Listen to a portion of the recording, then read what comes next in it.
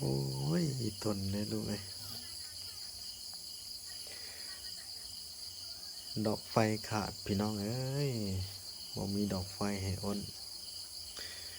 ยุงหลายหลายอยู่ส่วนอย่างเนาะอยู่ส่วนอย่างยุงหลายแฮงโหอดเอาก่อนนะลูกเอ้ย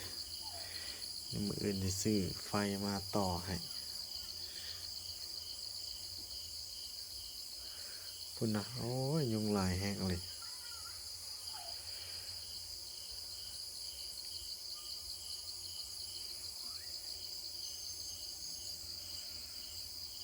อืม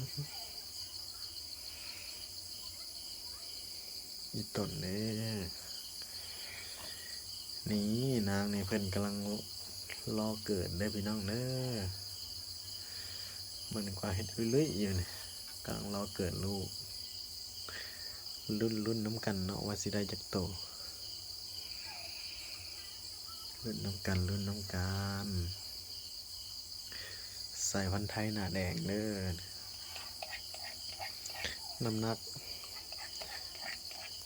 5 โลบวก